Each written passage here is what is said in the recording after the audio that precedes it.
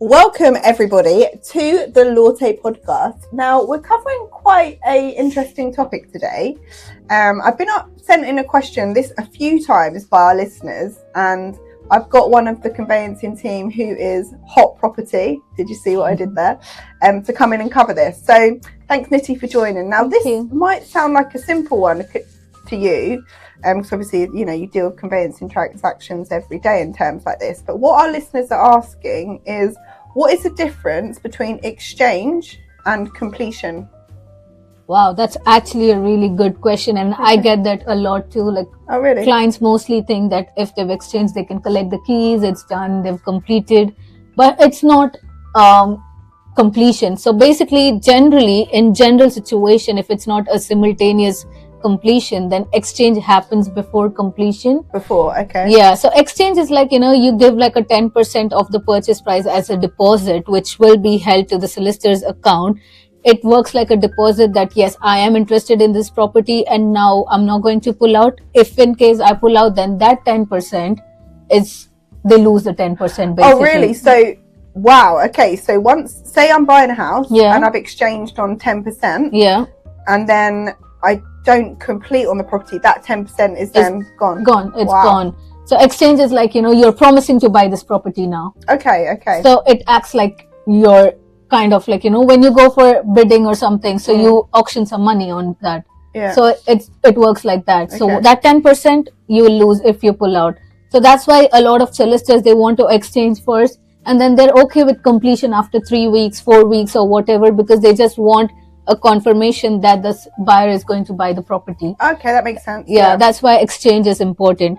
And in terms of completion, also just to let you know, exchange you cannot collect the keys for the property because legally the property is still not under your name because you have not paid the full purchase price. Because although 10% is a lot to lose if you don't complete, it's actually not a lot of the whole purchase price. Exactly. There's 90% still to go. So it's funny, people actually think they've done 10%, where's my keys? Exactly. That's why I wanted to make clear that, once we exchange, it doesn't mean we can collect the keys. Yeah. You can only collect the keys upon completion, which is, the date you set up on exchange.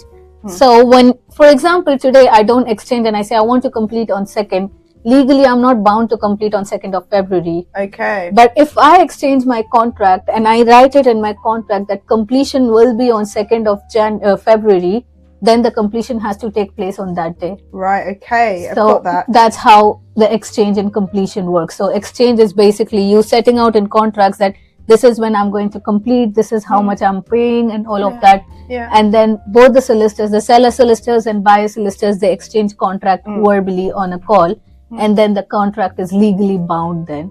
Okay, Nithi, I have a question for you. So say, for example, somebody wanted to exchange quite quickly, maybe to give the seller confidence the sale will go ahead, but then they don't have the other 90% till later. Could you potentially say, right, I'm going to exchange next week but complete 3 months later? Can you make a long difference? As long as we have the proof of funds, that yes, this 90% is going to come from this account, as long as it's verified source of funds, then yes, you can. But if you're saying that I want to exchange now, but I'm not sure where I'm going to get the 90% funds from, but let's just exchange now, then it is a different type of conveyancing. It's not like the normal conveyancing, basic conveyancing where, you have all the funds ready. Right, okay. Yeah, that sounds a little bit more technical and a little bit more dangerous, to be honest, Generally, most of the solicitors would not exchange if they don't have proof of the whole 100% on your account. It might be mortgage or whatever, but until and unless the whole funds are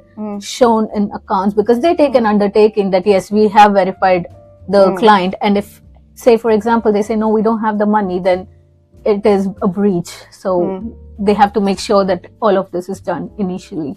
Perfect. Yeah, that makes sense. So basically, in a nutshell, exchange is what you do first, and then completion is set for a little bit after, and completion is when you can pick up your keys. Correct. Okay. And there are situations where exchange and completion happens on the same day, which we call it as simultaneous completion.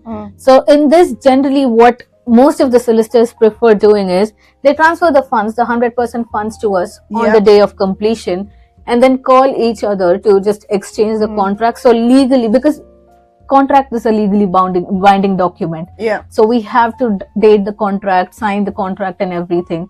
So until and unless we don't date the contract, we can't use the money. Okay, that makes sense. Yeah. No, it does make sense actually. It's like, because one of the listeners actually said, oh, this sounds like a silly question. Actually, it's not a silly question at all. No. So bring on your silly questions, guys. We like them. So thank you so much for coming on today and clearing that up. And yeah, do send us any more questions like this. I think it's really important to, you know, things that might seem quite basic, actually there's a lot to it, and a lot of people are in the same boat. They don't fully quite understand. Yeah, I mean, it's not as basic as we think it is, because it is complicated. As I said, a lot of people do misunderstand that exchanging is, oh, we've completed, now can I collect the keys? Yeah. So I think it's a very good question, whoever asked this question. Yeah. Thank you. Thank you. Questioner. Yeah. Okay, guys, thanks for tuning in, and we will see you again next week. If you do want to book a consultation with Nithi, she actually very kindly offers a free 15-minute consultation, so do get in with DM us, or you can book that via the website. Thanks for coming on. Thanks, everyone. Bye.